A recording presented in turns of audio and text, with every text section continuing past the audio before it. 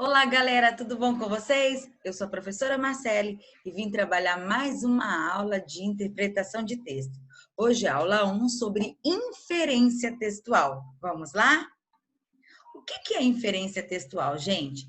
Inferência textual significa deduzir, chegar à conclusão por meio de raciocínio. Na leitura de texto, precisamos inferir. Vocês vão observar essa palavra inferir e quase todos os exercícios do Enem. Inferir significa deduzir.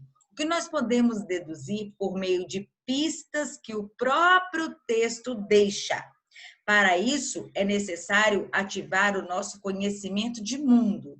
Ou seja, quando nós temos um texto e o autor ele não deixa tão claro ali a conclusão que ele chegou, nós precisamos trazer a coerência textual. O que é isso? Coerência externa.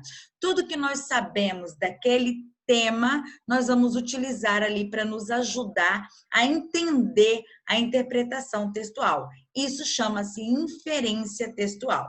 Vamos observar essa imagem aqui ao lado.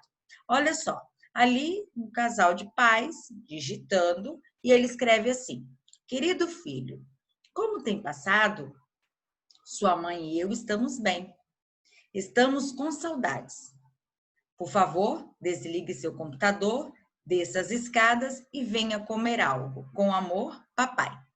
Nós observamos aqui o texto e ele houve até aqui um estranhamento, não é? Por quê? Nós vamos inferir por que o autor colocou esse texto. O que ele quer nos falar? Primeira coisa que nós vamos fazer é analisar a imagem. Gente, olha lá. Como sua mente funcionou durante a leitura? Primeiro, você deve ter observado as imagens. Um homem e uma mulher digitando em um computador. Está aqui, um homem e uma mulher. O homem está digitando com um dedo só. Então, eu entendo pelo desenho, pela pista do texto, que mostra que ele não tem muita experiência nisso. Ele usa óculos, tem bigode, os dois, homem e mulher, usam roupas comportadas. O que eu devo inferir? O que eu devo entender somente através do desenho? O homem e a mulher são casados, não são expert em uso de computador e os dois são adultos. Correto? Sim. Agora nós vamos analisar o texto. O texto. Vamos analisar o texto e ver onde houve uma quebra. Como sua mente funcionou durante a leitura? Vamos analisar agora a parte da escrita. Querido filho, como tem passado? Sua mãe e eu estamos bem. Estamos com saudade. Nessa parte do texto, gente, eu consigo inferir que o homem e a mulher possuem um filho, que o filho está longe deles e por isso ele está escrevendo um e-mail, né? Quando ele fala como tem passado, você não vai perguntar para uma pessoa que mora dentro da sua casa como tem passado. Então eu consigo inferir, entender, deduzir que o meu filho mora longe. Por isso que eu estou mandando uma mensagem para ele.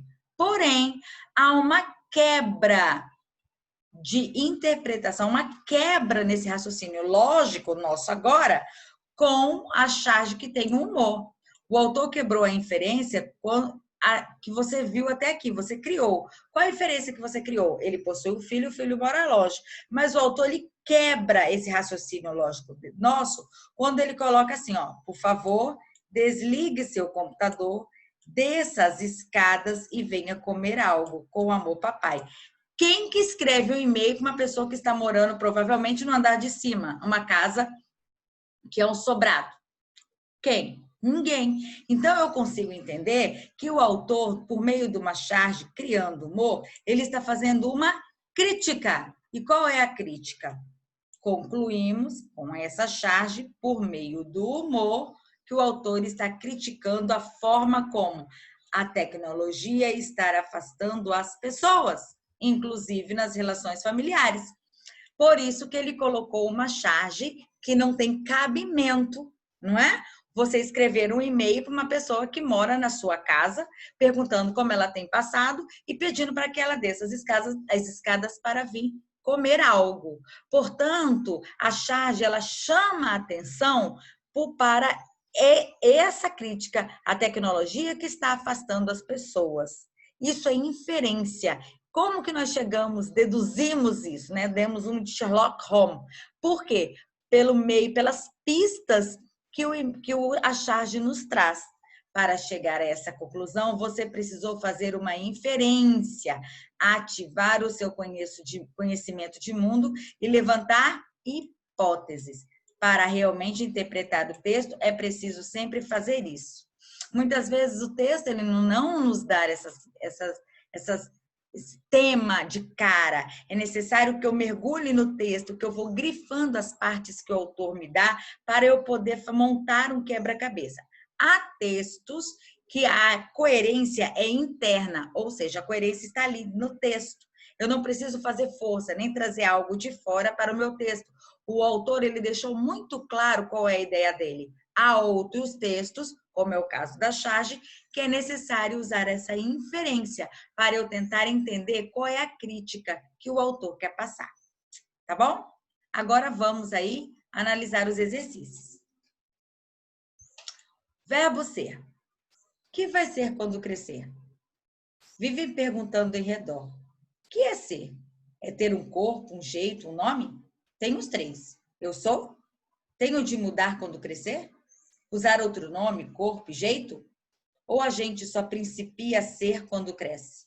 É terrível ser? Dói? É bom? É triste? Ser pronunciado tão depressa e cabe tantas coisas? Repito, ser, ser, ser. Er. Que vou ser quando crescer? Sou obrigado a? Posso escolher? Não dá para entender. Não vou ser. Não quero ser. Vou crescer assim mesmo, sem ser, esquecer. Carlos Drummond de Andrade.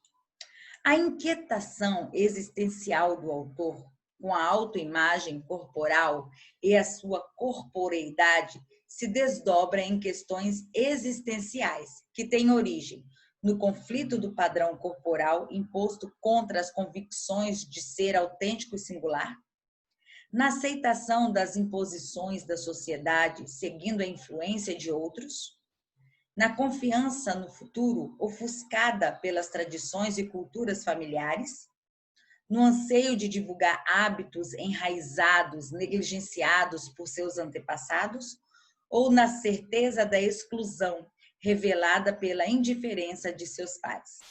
O autor ele brinca na ideia de ser ou não ser, eis a questão.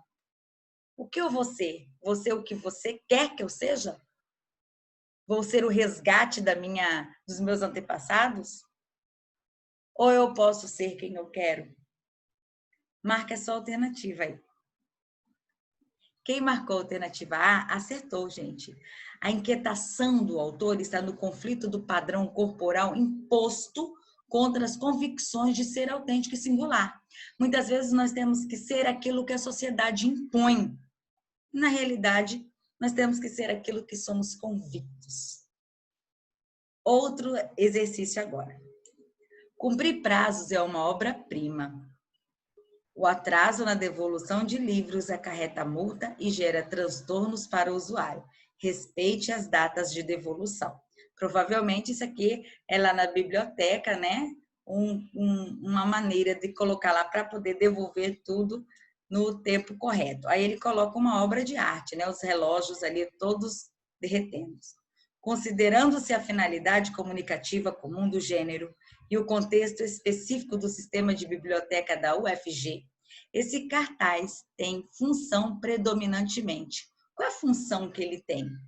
Socializadora, contribuindo para a popularização da arte? Sedutora, considerando a leitura como uma obra de arte? Estética, propiciando uma apreciação despretensiosa da obra? Educativa, orientando o comportamento de usuários de um serviço? E contemplativa, evidenciando a importância de artistas internacionais. Observem aí que ele está falando sobre um contexto específico de uma faculdade para devolução de livros, e ele coloca esse texto. Que inferência nós podemos deduzir daí? Lógico que é educativa, orientando o comportamento de usuários de um serviço. E agora a última.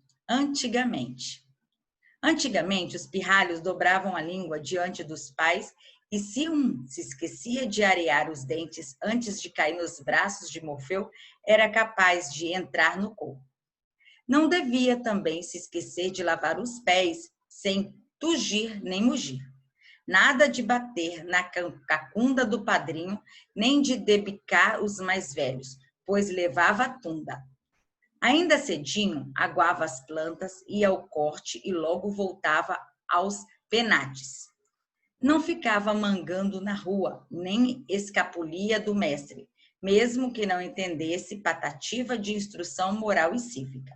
O verdadeiro smart calçava a botina de botões para comparecer todo liró ao copo d'água, sem bem que no convescote apenas lambiscasse, para evitar flatos.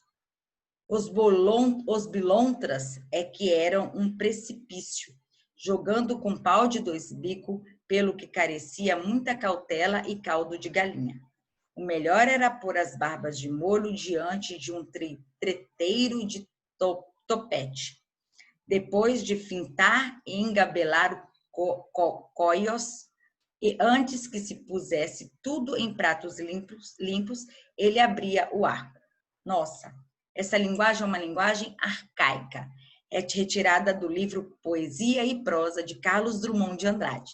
Sobre o fragmento do texto Antigamente, de Carlos Drummond, é correto afirmar que a escolha vocabular evidencia o preciosíssimo no linguajar de Carlos Drummond de Andrade, importante representante do parnasianismo. O trecho faz uma crítica ao coloquialismo, que prega a informalidade na fala e promove o empobrecimento de lexo da língua portuguesa. É possível perceber no texto a transformação pelo qual passou a língua portuguesa, evidenciando-se assim que o idioma é mutável e variável. Para o escritor, é importante que os falantes da língua resgatem os antigos termos que estão em desuso para promover a preservação do idioma. Bem, nós sabemos que a língua portuguesa, ela é mutativa, ela vai mudando conforme o tempo. A linguagem, ela muda, ela está em movimento. As gírias que antes seus pais, os seus avós falavam, hoje não se fala mais. Então, ela vai mudando conforme a geração, conforme o tempo, conforme o que vem vindo. Marque a sua alternativa. Quem falou a letra C, acertou. É possível perceber no texto a transformação pela qual passou a língua portuguesa. A língua portuguesa, ela sempre está em movimento. Nunca esqueça disso. A língua é uma movimentação, ela vai se movendo conforme o tempo. Tá bom? Gente, por hoje é só. Essa foi a nossa primeira aula de inferência textual. Eu aguardo vocês para a segunda aula de inferência textual e assim terminarmos este conteúdo.